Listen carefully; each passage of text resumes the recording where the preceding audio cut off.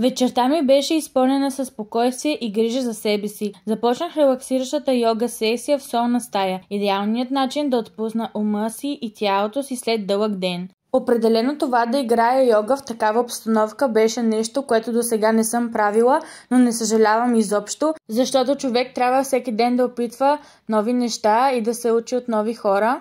Харесва ми как солта по земята беше толкова много, че все едно съм на плажа и около мен има само пясък. Хареса ми дори и декоративните паяжини, които бяха на тавана.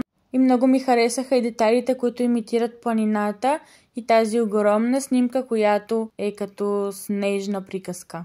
След това се насладих на уютна почивка в детска солна стая, която е перфектна за майки с деца. Има много формички, които имитират същите, с които се играят децата по плажа, когато отидат на море. И като цяло, цялата обстановка беше все едно си на плажа. Имаше и много хубава светеща палмичка, която също разполага все едно сме на плажа. И точно имаше дървени шезлонги, които бяха точно като за плаж и една голяма лятна картина. Като цяло солните стаи имат мощно антивирусно и антибактериално действие. Солта укрепва имунитета и предпазва организма от вирусни и бактериални инфекции.